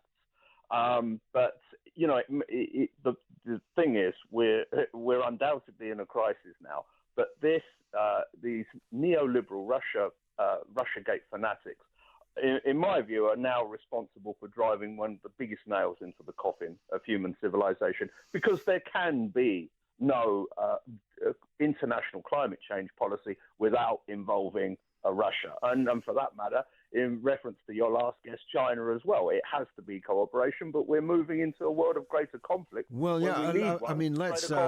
let's tour the horizon on that, Sean. The United States is out of the climate change battle and seeded heavily with deniers of the problem. The United States is in a state of war because embargo and quarantine is an act of war with both Venezuela and Iran. It has foreign soldiers occupying a part of Syria, occupying parts of Iraq, occupying parts of Afghanistan, occupying parts of Libya. The permafrost of this Cold War is its deepest and coldest in the Ukraine. The conflict with Russia is becoming more acute. The war games, the military bases and so on surrounding Russia are all intensifying, and actually a whole battalion of American soldiers this week arrived in the southern part of Israel and began installing their missile defense systems there, which seems to suggest that some kind of hot war might be about to break out, presumably with Iran. This is all enormously dangerous for the world, and Trump is on the wrong side of every one of these arguments. Yeah. I know, and it's one almost feels that perhaps the world won't even make it to the situation of catastrophic climate change because things are so bad. But of course, it's a context that seems to make it important. Now you're at Waterloo. I don't know, Sean, if you made it over the Waterloo Bridge. I didn't. That's in a way what the climate extinction people are Extinction Rebellion people are protesting now. It's been several days that they've been protesting about it. I did walk across the Waterloo Bridge and it was wonderful to see it. But as they're saying, without the support of politicians and, of course, international agreement. Well, the politicians are all on holiday, of course. Yeah, because there's nothing, there's nothing to deal with at the moment. Yeah. There's no business in the House of Commons at the moment, and the Labour Party's shut for Good Friday and Easter Monday. They better hope no big political issue arises. And by the way, their recorded message says they'll be back on the 16th when it's already the 19th. Sean, thanks very much indeed for that. Sean in Waterloo in London. It may be, I say maybe, an expert voice will shortly be with us to confirm or deny. It may be that the long agony of utterly dysfunctional Libya, with several prime ministers, even more parliaments, or is it the other way around? Did they have more parliaments than prime ministers? I no longer recall. But Libya was destroyed by the great champions of NATO, and led actually by Britain and France, David Cameron and Mr. Sarkozy, neither of whom has prospered, politically speaking at least, since they left office. They arguably, I would say, dragged the United States, certainly President Obama, into far greater involvement in the destruction of the Libyan state than he might have wanted. Hillary Clinton might be another matter. Anyway, all went disastrously wrong. Gaddafi was overthrown and then murdered. We came, we saw, and he died, as Hillary Clinton famously put it. But then Libya disintegrated as a state, and its borders disintegrated, that's for sure. And through the doors which were blown open by the NATO attack on Libya, well, you know what happened next. You know what happened on the Mediterranean Sea next. It may all be coming to an end in this way, that a new dictator is at the gates of Tripoli. A measure of how close he may be to supreme power in the state is that Donald Trump called him today, and he was about to go, may still be, to Moscow and to Cairo, where he has two friends in the Russians and the Egyptians. Belle Trudeau knows even more than me. She is the Middle East correspondent for the Independent newspaper. Belle, thanks for joining us. Thank you. Have I summed up the situation at all well, and how would you correct it if not? Well, as you said, Libya has been in a fair amount of chaos since the 2011 uprising, which led to the death of Gaddafi with NATO's intervention. Since then, we've had kind of warring fiefdoms of militias, various different sort of parliaments and leaders taking over. At the moment, there is a United Nations-backed Prime Minister in Tripoli, which is sort of largely backed by the international community, who has been trying to kind of get together the country, trying to move towards elections, but has had a proper standing army behind him, and has been leaning on different armed groups, including militia organisations, to do that. At the same time, we've just had, over the course of the last few weeks, General Khalifa Haftar, who is a kind of military strongman anchored in the east of Libya, who has been courted, as you said, by the Egyptians and the Russians, who has what he calls the Libyan National Army. That's a self-styled name. And he has marched on Tripoli. So what we're looking at now is a sort of, I don't want to get into details because it's very confusing, but basically a kind of third civil war happening in Libya, with the UN-backed, Western-backed Prime Minister in Tripoli suddenly facing a war on his doorstep in the form of General Khalifa Haftar. And Donald Trump has talked to Haftar and commended him for his so-called fight against terrorism, and also protecting of the oil reserves. Although I would just add that the Secretary of State in America was very quick to add that they are against Haftar's war on Tripoli. But essentially, it's a huge mess, and the people caught in the middle are the Libyan civilians who just, whose lives have been on hold and racked by violence since 2011. Some Libyans may say that a strong man is exactly what's needed, on the principle that one strong man might be better than any number of less strong but equally venal militia and gang leaders. Well, I mean, I think the biggest failure of the international community was to allow Libya to be just left awash with weapons, with all these different armed groups who didn't put down their weapons, who didn't form a cohesive army, who basically built up, as I said, fiefdoms across the country. The borders are pretty much open. We've seen that impact Europe in the terms of the migrant refugee crisis, with thousands of people crossing the Mediterranean to get to Europe. And no one has properly helped the Libyan state get back on its feet again.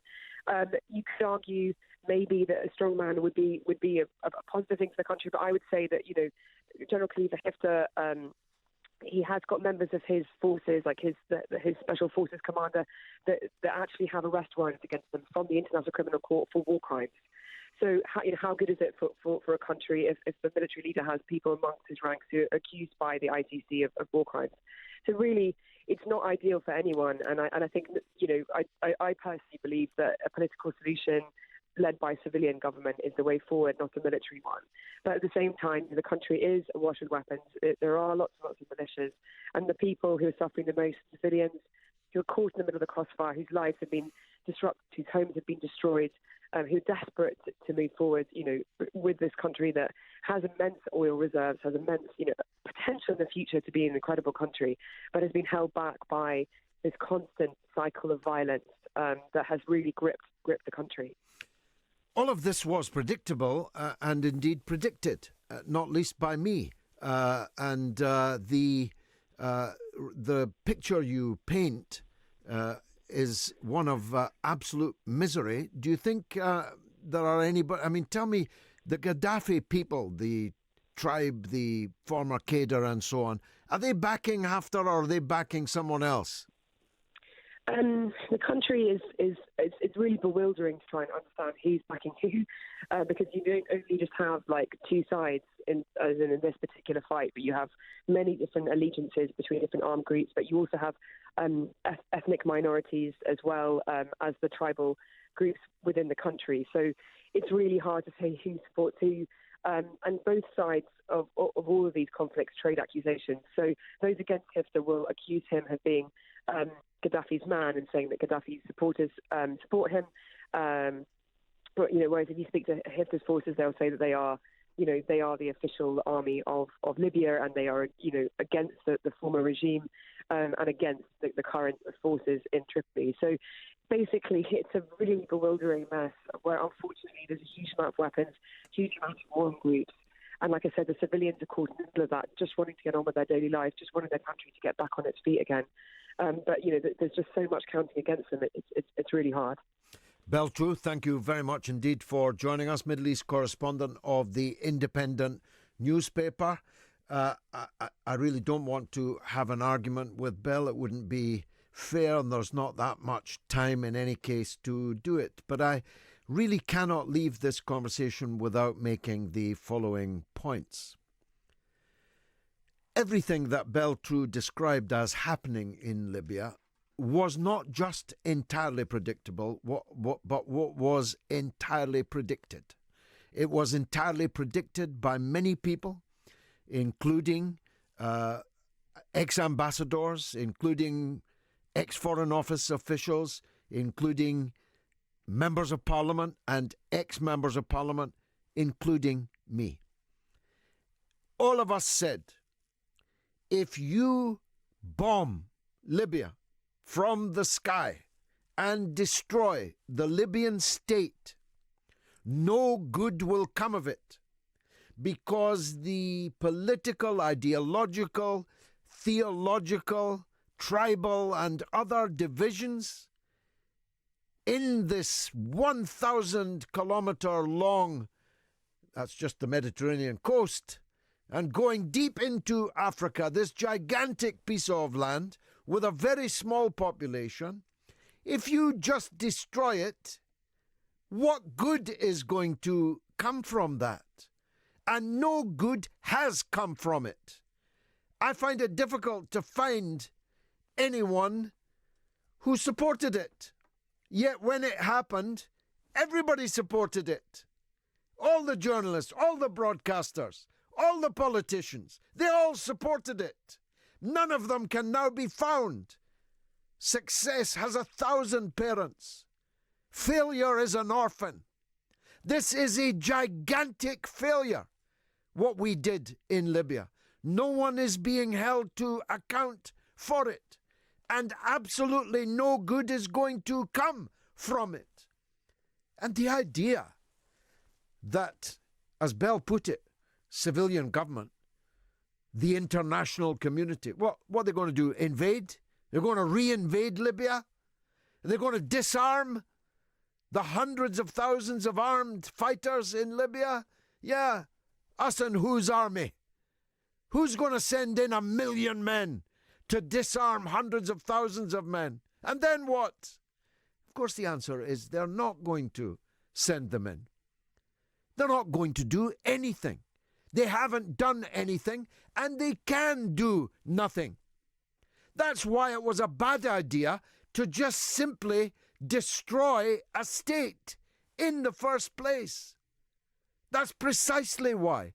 Because you don't have the ability to, never mind the will to, occupy the gigantic territory of Libya and govern it like some 19th century colony.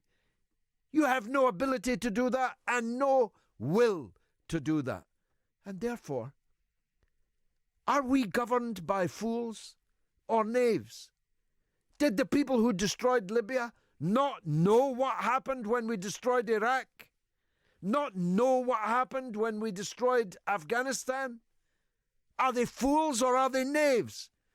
If they didn't know, they're too stupid to be political leaders. If they did know, they're too wicked to be political leaders. That's the strength of it. I needed to say that because I was beginning to get a little bit cross at the complacency of much of the reportage. Not from Bell. I was very grateful for her. Bell True, Middle East correspondent of The Independent. Still 1 hour to go. 0344 499 1000. Let's hear first from Callum in Cardiff. Go ahead, Callum. Good afternoon, George. Good evening to you, sir. It's 9 o'clock here in London. What time is it in Cardiff? It's 9 o'clock too. So go ahead, sir. Go ahead. Not that far, right?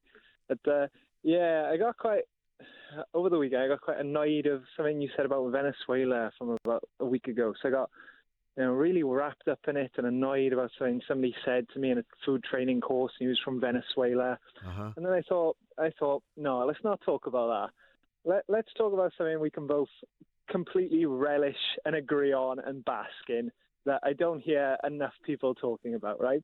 Cardiff City being cheated out of the English Premiership. I'm much exercised by that. But go on, that wasn't what you were calling for.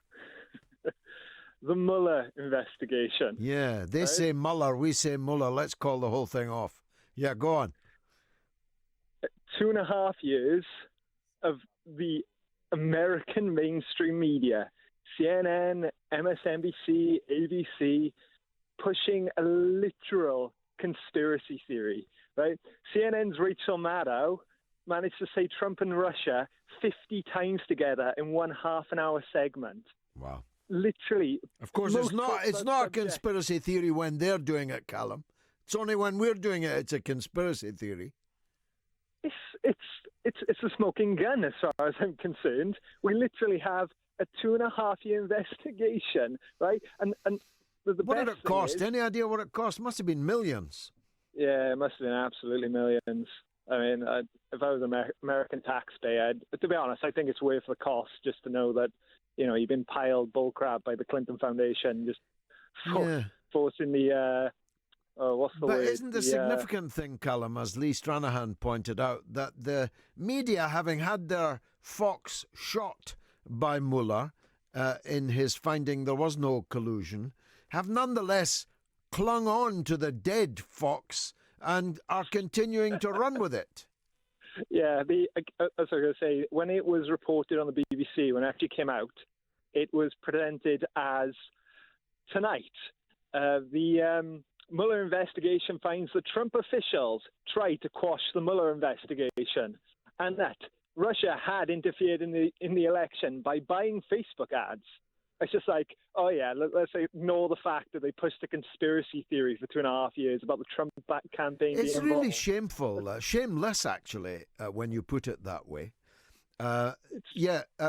Maybe they did try to shut down the investigation, but the investigation found nothing. So actually, it should have been shut down because it found nothing, but paralyzed the entire government of the United States for over 2 years. Tell me about these Facebook ads. I should have asked Lee. What was the extent of the Russian spend on Facebook ads? I bet it was a hell of a lot less than the cost of the Mueller inquiry. Yeah, there isn't any. I don't believe there's actually hard evidence that's been conducted into how much was actually spent on the Facebook ads. It's just the, I suppose you'd say, what's the word? Anecdotal evidence that certain officials were purchasing Facebook ads in order to. Well, some Russians might have been. Some Russians is not the same thing as Russia. I think if Vladimir Putin had wanted to influence the American elections, he could have done it many better ways than buying a few Facebook ads. I mean, the fact that Saudi Arabia gives millions to the Clinton Foundation just doesn't come up. It's not news. You don't need to investigate that. We don't need to talk about that. Saudi Arabia and Israel and the United Arab Emirates and Ukraine, all these countries are interfering in American politics vastly more than Russia is found to have been interfering in American politics. I find that the mainstream media needs to have some kind of scapegoat, and Russia they blame anybody because otherwise they'd need to blame the Democrats themselves for putting up the worst possible candidate against Donald Trump and rigging the selection against Bernie Sanders, who was the best possible candidate they could have put up. Yeah, I agree. I don't even agree with his politics, but I agree that he would have won. Well, he had the best chance of winning. Definitely. Clinton lost the election rather than Trump won it. Yeah, exactly. But, exactly. Although I must say I've agreed with quite a lot of his policy pushes since he's actually come into office, and I like the way he riles up the liberal mainstream left. Probably a bit too much so with them feeling the need to push a conspiracy theory for 2.5 years. But I just like to just push the point again. We have a smoking gun of the fact they are fake news. If somebody asks you why they are fake news, you don't have to go into any vague, people won't know about it or didn't pay attention reason, or things that people may not have been aware of. Things with how they slightly give different coverage of what may be happening in Israel or what happened in Haiti. No, you can literally just say 2.5 years pushed a conspiracy theory that undisputably was 100% fabricated with zero evidence that could be found by a full-scale multi-million-dollar inquiry.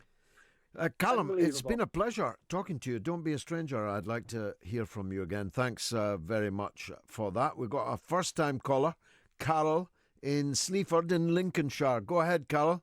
Hi, George. I just wanted to say to you, this is about the Brexit debate. Oh, yes. And what I wanted to say to you was that as far as I'm concerned, I'm going to be voting for the Brexit Party. Now, normally, I probably wouldn't support Nigel Farage. I wouldn't support a number of parties, but at the moment, I feel that's the only way I'm going to get any chance of getting this democratic vote respected. Well, I think a lot of people feel that. There's many parties standing. We're running the sound bed right now, telling you that other options are available because we don't want to be accused of bias. But there's a very strong feeling in the country, and that must be the reason for the Brexit Party being at the top of the polls just over a week after they were formed. That must be that people feel that as the European Parliament doesn't actually do much, Chris Gallagher. and the British shouldn't even be running for it because we should have left already.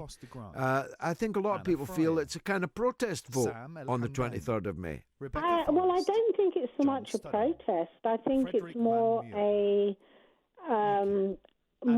sort of, I won't say even desperation, but the bottom line is 17.4 million people voted to leave. And we haven't left. And we haven't left. And actually, the two major parties have utterly failed. Utterly failed. You know, the Tories are going to be completely annihilated.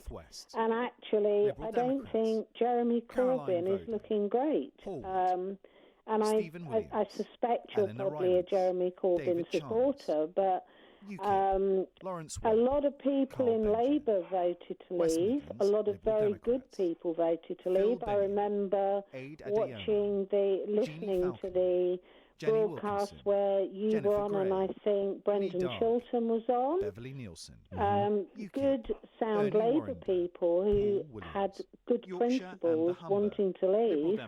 And we've just been betrayed all round. The Tories are facing utter annihilation, as you may have heard at the beginning of the show. They're headed for their worst result since the Duke of Wellington was alive. Yeah, and Labour have, in the form at least of their best-known candidate, Lord Adonis, said they don't want you to vote Labour. Carolyn Sleaford, they don't want you to vote Labour. No, but whoever voted for Lord Adonis?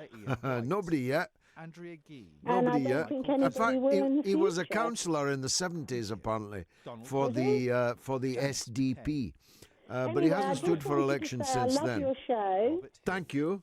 And I love the refreshing fact that you don't follow the sort of dug-in party politics. No. I'm a man of independent mind. You're a maverick. Well, you know the definition of a maverick is an unbranded steer. Well, okay. Well, what's wrong with that? Yeah, I think that's a fine thing to be, don't you? Okay. Well, you carry on. I'm an unbranded bull, Carol. Thank you very much indeed for that lovely call. I appreciate it. Don't be a stranger. Call me again. Scouser of Larsky. He's got a new name. That used to be Scouser Lara, if I'm not mistaken. Scouser of Larsky says, as somebody totally on the fence in regards to Brexit, my intention is to spoil my ballot. The EU elections have always been a pointless waste of time, and the coming EU elections are even more pointless. Now, James asks, hey, Talk Radio, there's other audio going out on DAB as well as your own. Actually, that audio was a full list of MEP candidates because, as Nigel Farage is a candidate and was mentioned, to comply with the law, we broadcast the names of all the candidates. Let's see. Atakan Ozon says, currently listening to George Galloway on Talk Radio for the first time ever. First impressions are that it is a great talk show and great to have political issues discussed. Thank you for that. Jane says, everyone is frantically dialing GG. Well, I think she means to keep Tamar off the airwaves. Andrew said Eric Burden was the lead singer of the Animals. Alan Price had his own band, the Alan Price Set. Happy Easter. Yes, Andrew, I did know that. The Red Resistance says, I suspect the Democrats just want to keep Trump on the back foot while they concentrate on their main task, stop Sanders. They would prefer Trump over Bernie. I have no doubt whatsoever about that. And lastly, Chris, I stand with Chris Williamson. Great analysis by Lee Stranahan. Tulsi Gabbard is absolutely fantastic on foreign and domestic policy. She's a real deal socialist, similar to Jeremy Corbyn. I'd be ecstatic if she got the Democratic nomination, but I doubt the DNC would countenance that. Bye Blighty says, evening. On the bright side, if you're not standing in the EU elections, then at least the mother of all talk shows can hopefully continue uninterrupted to bring much needed balance to the clearly biased mainstream media over coming months. And here is an SMS. George read this recently, a quote from the great man: the further society drifts from the truth, the more it will hate those that speak it. That's George Orwell. Just to add, George, collusion, collude none. That's the problem. The three major powers, Russia, USA and China, should be colluding. And hopefully there is a march and massive support for Julian Assange, which was given by the brilliant RT on their flagship programme, Crosstalk. Presenter Peter Lavelle and yourself as one of the guests, Eddie in Islington, N1. And the other guest was my good friend John White in Edinburgh. Tina Buckley says, I hope the soft shoe shufflers and double-breasted slipper shufflers are tuned in. Mum's missed her soaps again for this. Thank you, Tina. Love to Mum. The Red Resistance says, Simon Smith and the Amazing Dancing Bear was written by the genius Randy Newman of You've Got a Friend in Me fame. George, you may like two of Randy's other songs, Political Science and Sail Away. I'll check that out. It's a lovely song. X-Ray Vision says, I think what caller Carol was saying in a polite way was that she likes you because you're not full of, like many other media hosts. That was very nice of you to interpret that, and I'm grateful for it. Tina says, if you can, give a shout out to Tony X. He sounded really down the last time I heard him on Twitter more than a month ago, and I've never heard from him since. I hope he is good. Hashtag Moats Community. If you're listening, Tony, I doubt if you are very sorely missed. Not just by the show, but by your friends on Twitter.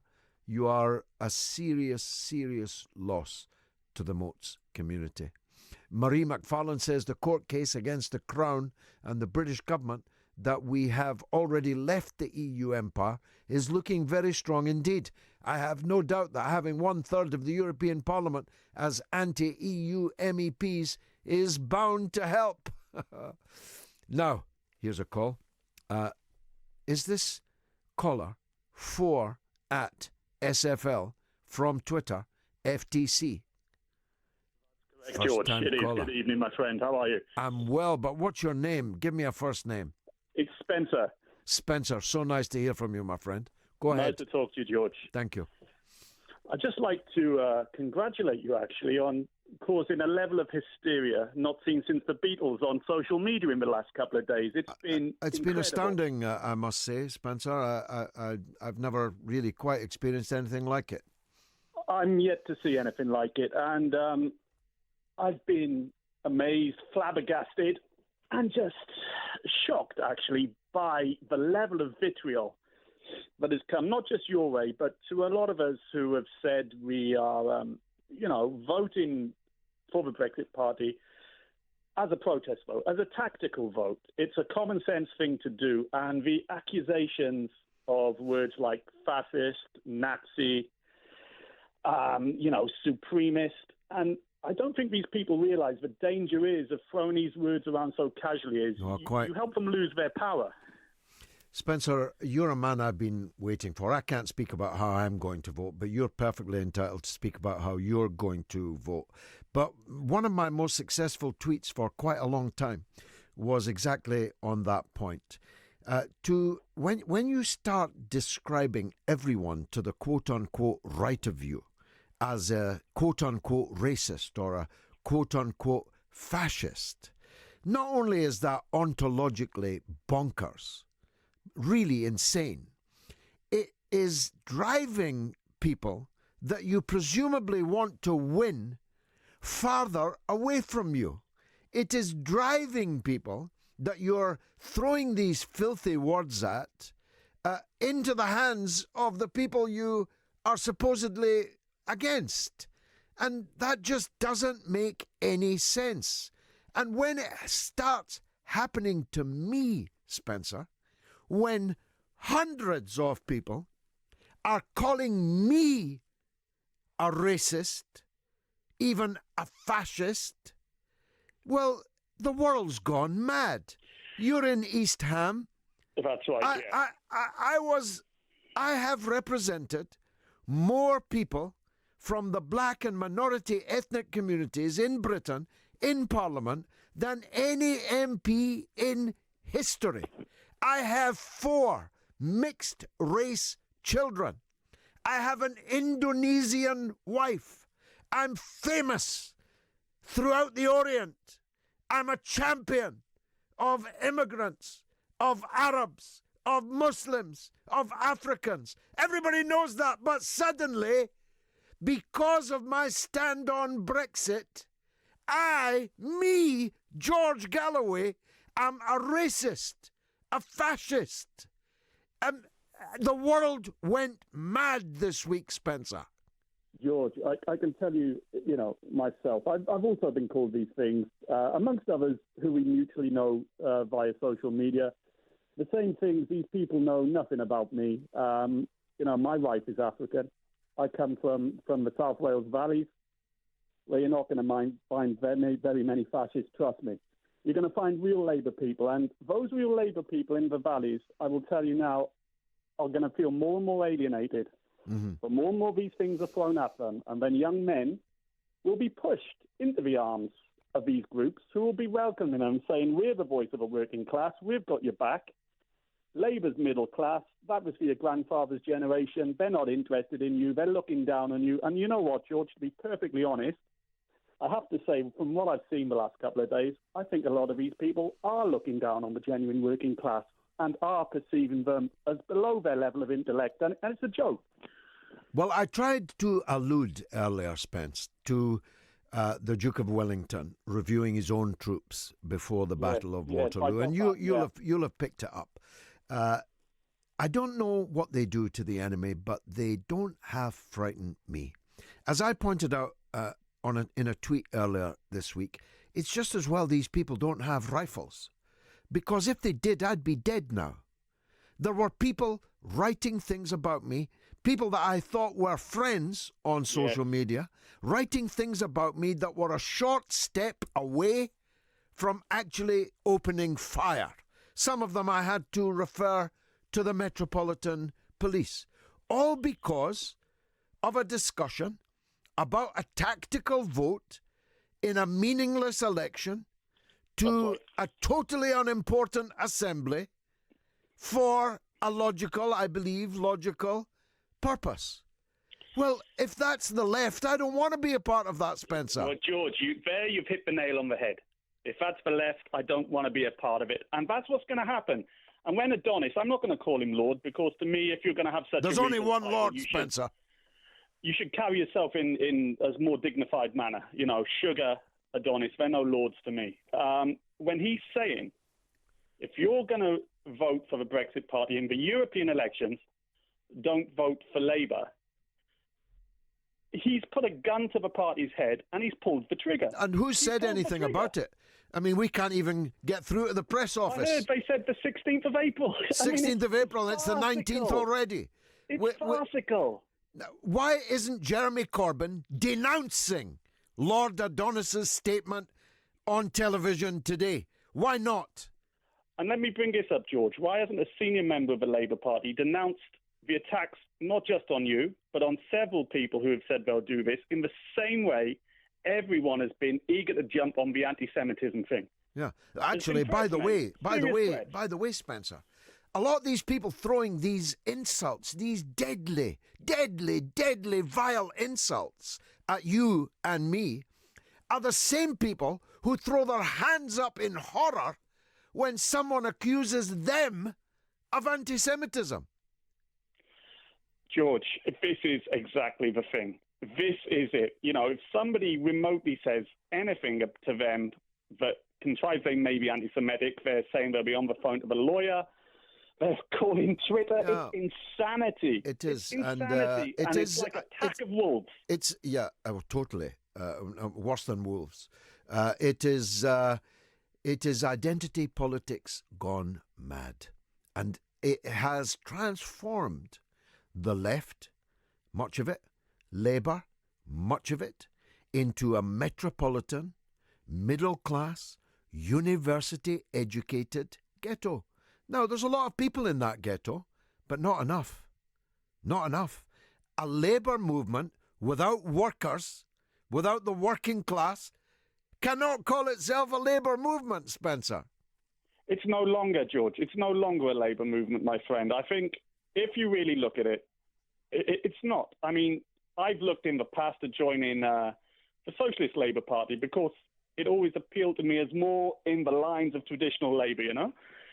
And when Corbyn came in, I thought, no, I'll give the Labour Party another chance. And then there were signs. There's been signs for a couple of years, this type of insanity, this groupthink absolute has been slowly bubbling up and coming to the surface. But the last couple of days has proven to me that there are some incredibly nasty, very incredibly nasty, and I consider myself well rid of them. And some of them are complaining that I blocked them after they called me a racist and a fascist. Yeah. It's unbelievable. It's Spencer, it's been a pleasure talking to you. I really mean that. Stay in touch, please. Let's hear from Helena in Milton Keynes. Helena, welcome. Hi, hello. Hi. Nice to hear from you. What a lovely voice you've got. Keynes. What a lovely voice. Thank you. Go ahead. I'm just curious, and maybe a little bit off the wall. I am a supporter, I'm a pensioner myself, and I do support the Back to 60 ladies, but that's not... Me too. I'm a big supporter of theirs. Oh, great, okay. I'm just curious, they've got some brilliant petitions, and recently I've noticed that a lot of them have tweeted that when people go on the parliamentary petition site, they get weird messages back. So, forgetting the technology side, but I know that you did the Dr. Kelly and those people. And I'm making a film about Dr. Kelly, yes. Yeah, you've exposed quite a lot. So my question is, if there are 3.8 million something women fighting for their pensions, would the government, I mean, they all sound dodgy to me, to be honest, but would the government actually go out of their way to sabotage their petitions, or is the whole thing a little bit too low key or out of the way for them? Well, I doubt if they would do that. There's too much public interest in it. I don't think the civil servants involved would collude with that. As long as it's just a petition, the government will not worry. But you know, Dr. Johnson said the knowledge that one is to be hanged in the morning concentrates the mind wonderfully. And members of Parliament are, metaphorically speaking, hanged every general election, or might be. And so the presence of millions of people, millions of women who have been robbed of their pension will concentrate the mind wonderfully.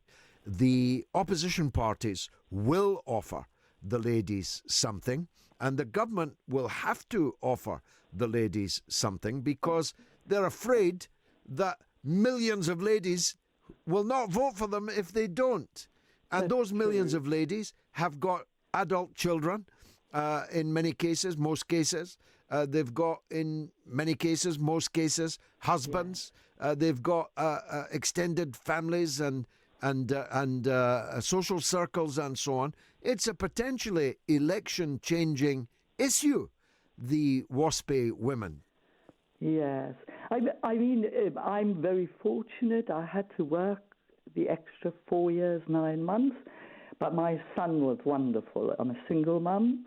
He was absolutely incredible, and I did support the ladies at their demonstration in London, and my son came along, but I dread to say he laid on the grass and just looked really laid back, but that was his Well, that's good, as long as he's supporting his mother. God bless him, and God bless you, Helena. Thank you for a very lovely call indeed, a change of pace, a change of tone. We better get through as many callers as we can, or else Tamar will have to be drafted in. Here's David in Manchester. Go ahead, David. Evening, George. Evening. Fantastic show, as usual. Thanks, mate. I was at the show in Manchester a couple of weeks ago. It was good fun, wasn't it? Yeah, it was a great evening, yeah. I did try and ask you a question, but obviously I've limited... Well, you can ask it now. You've got the floor. Yeah, you did go into explain why Jeremy Corbyn had to tread carefully, so to speak, because he's got quite a lot of enemies. Yeah, most of them sitting behind him. That's what you said. But what I'd like to know, has he got enough friends? No, he doesn't have enough friends, no. Does he not? No. I my estimation is there's not 20 Labour MPs truly support Jeremy Corbyn. Okay, no. 20 would be tops. Right. So where does that leave us, the voters that want to vote for Jeremy Corbyn?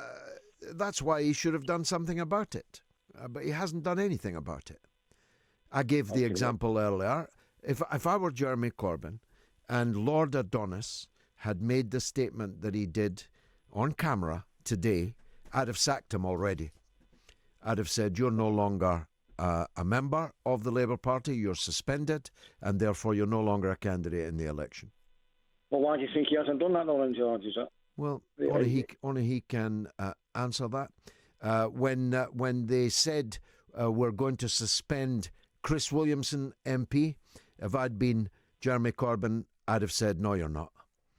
I'd have said Chris Williamson is one of the most loyal Labour MPs in the country, so get your tanks off his lawn. He ain't going anywhere. That's what I'd have said. Well, he sounds, from what you're saying, like he's hamstrung in some way that he's well, you know, if you, as we say in Glasgow, if you don't run, they can't chase you. But if you start running, they'll never stop chasing you until you're so exhausted, so enfeebled, that they will finally fall upon you and devour you. That, to me, is a simple lesson of the streets. Okay, George. Well, thanks again, George. Thank you, David. By the way, are you a United or City supporter? I'm afraid I'm a City. Well, I don't know how I suspected that, but I did. And I just want to say, you know, I'm a United supporter, so obviously City are the rivals. But I've got to say, City were simply magnificent in the cup tie the other night. I was there, and I'm still devastated, George. Yeah, you must be devastated, and I can never really feel what you felt, but I really felt at the end that City had been absolutely magnificent. Tottenham are great too, of course, coming up there and scoring 3 goals, not a small thing, but City were. I mean, both teams left the field like champions. Like world champions, I thought. Well, I know it's going to upset you, George, but I'm still hoping we'll win the Premiership. And I've just been up to the ground now because my son made a poster for Pep. He painted it in Catalan colours, and it said Bon Cop de Falc. Oh, very nice. So that's very nice. That's very nice. I can't. I mean, I want Liverpool to win the league, so I can't share that with you. But I wanted to just say, and to any other City supporters listening, I really felt sorry for City in the week because I thought they were totally magnificent. They were at their very best, and when they're at their best, they look to me like the best team in the world, and I've seen them all. Manchester United don't even look the best team in Salford at the moment. I've got to say, City are magnificent. Okay, George, thanks. Many thanks to you, David. I appreciate that. I think I need to take a break for some capitalist messages.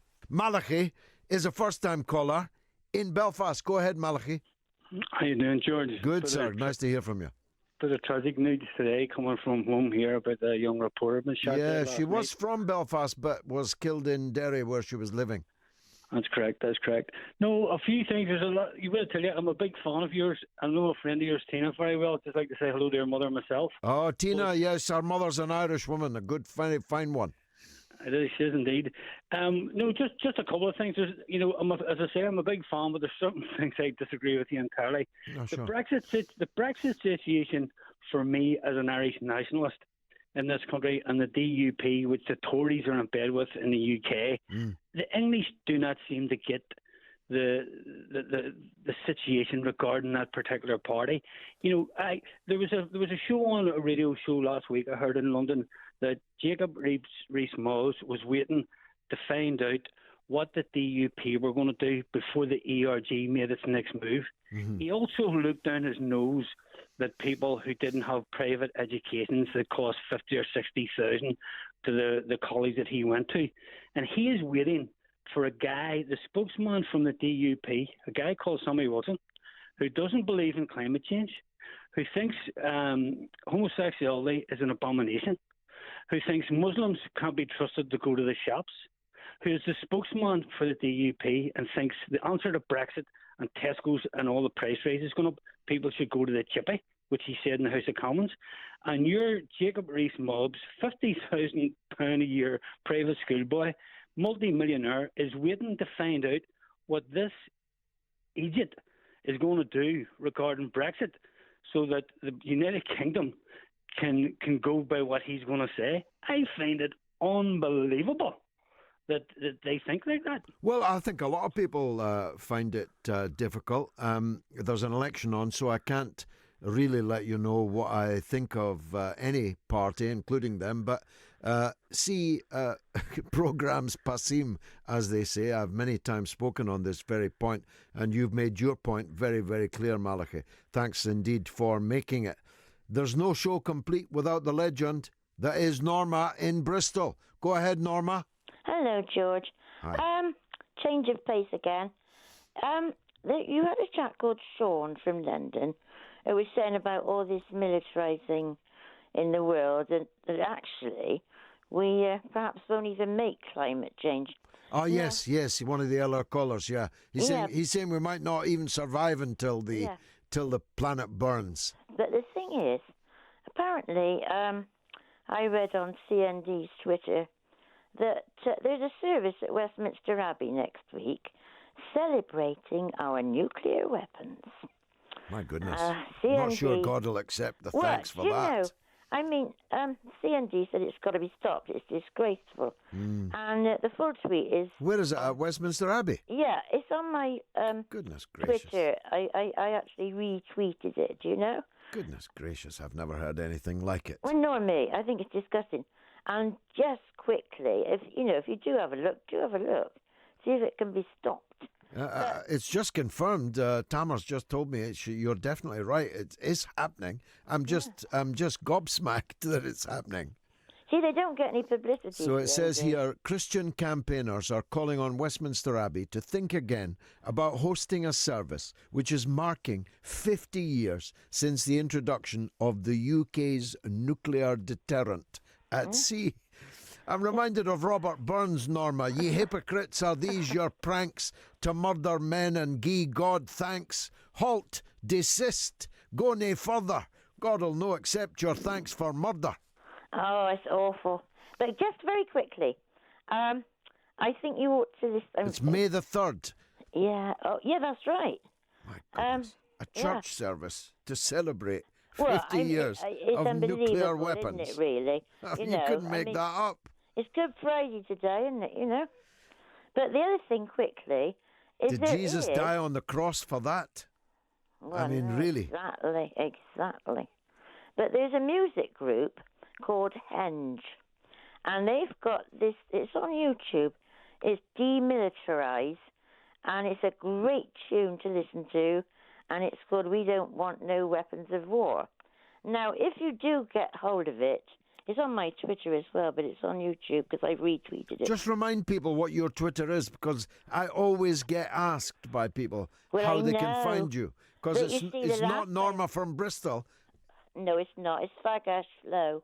Fag Ash Flow. It does have the benefit of being one of the best Twitter names that anyone, because it's Andy Capp, isn't it?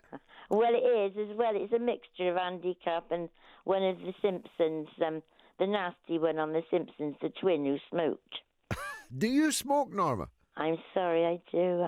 I don't be sorry to me. Well, I smoked for 40 years. 65 years I've smoked. And it's now catching up on me, so I'm an absolute fool. Well, I've been stopped now for more than 4 years. Yeah. I do chew nicotine gum all day from morning till night, as you may occasionally hear. Good, yeah. But at least I haven't lapsed, so I'm very much an ex-smoker. Fag Ash Flow. Everyone follow her. She's a legend. Norma in Bristol, I'm really grateful to you bringing that up, because I had no idea about that. The famous London church, Westminster Abbey, will be used on May the 3rd by the Royal Navy for a special service commemorating nuclear weapons. This is Good Friday. Jesus gave his life on the cross. What? So that his adherents could have a service in the premier church in the land to commemorate nuclear weapons? Are you serious? I mean, I have my criticisms of the Church of England, but I never thought that such a thing could ever happen. What next? Are we going to have a service for the invention of the thumbscrew, of the rack, of the spear, of the rifle, of the bullet? I mean, what kind of Christian service would that be? I mean, what, are they going to carry a nuclear weapon in? I mean, talk about worshipping graven images. Are they going to have a nuclear weapon up there underneath the cross? I'm sorry, but I'm utterly gobsmacked by that. Daniel in Atherstone, get me, Addleston, sorry. Daniel, calm me down. Go ahead. Good evening, George. How are you? I'm well. Well, no, I just wanted to talk about Julian Assange, really, and I think, people get caught up in the character of the person and, because he didn't look after his cat or something, I heard. None of them know what his character is. They've never even met him. There's people writing about his character that have never met him. Uh-huh. But the substance of what he's done, that's unquestionable, isn't it? Of course it is. That's why they're trying to get their hands on him. Because if it wasn't for him and Chelsea Manning, God bless her, then you wouldn't have known half of the war crimes that took place in Iraq. Yeah, John Kiriaku's a name that comes to mind as well. John Kiriakou is the only man that went to prison for the torture of Guantanamo Bay, and he's the one that blew the whistle on it. No, I mean, there's a lot of them in there. I don't even know half of it, but, I mean, we just got to keep carrying on what they do, don't they? Of course. As Julian himself said, those that live lives of principle don't live long lives. And, Bobby Kennedy, Martin Luther King, Malcolm X, Jack Kennedy, we could go through many who didn't live long lives because they tried to live lives of principle. Now, Julian may live a long life, but he may live it in the dungeons of the United States injustice system. Or how the story spun and how the history of him being, was he, like say, skateboarding indoors or something? That's not very health and why safety. Wouldn't he skateboard indoors? He's been banged up in a room for 7 years. He should have watched Old Boy. Why is that actually presented as something discreditable? Because they can't go against his substance, can they? They can't say, those things. Well, exactly, yeah. They can't say we're against revealing war crimes. So shoot the messenger, smear the messenger. I wouldn't expect anything less from the BBC or the Guardian or, there's others. Okay, but, Daniel, but no, you didn't. Good evening, George, mate. Keep fighting, mate. Please don't worry, as long as God gives me breath. And now that I know about Westminster Abbey, I'll try and be there outside. Now, a special mention to Beryl, who's a first-time shy caller, and we didn't get through to her. But she wanted to let me know that it's refreshing to hear the truth on air from you. That's what I do, Beryl. I may be right, I may be wrong, but be sure that I believe what I'm saying. I say what I mean what I say, without fear or favour, not because it's popular, not because it's profitable, but because I believe that it's right. That's what you'd expect from me, isn't it? If you know my history, that's what you'd expect from me. That's what you'd want from me. And whilst you're perfectly free to disagree with it, you're not perfectly free to question my motives, to insult and traduce me, slander me. You're definitely not free to do that. Thanks to all the callers and all the message senders that we didn't get to because of pressure of work. There was so much. I wasn't able to get to Tama. So my apologies to him. There's tears running down his cheeks through the glass right now. That's 2 weeks in a row. I didn't get to Tama. There were just too many calls. It's been marvellous. Come back next week.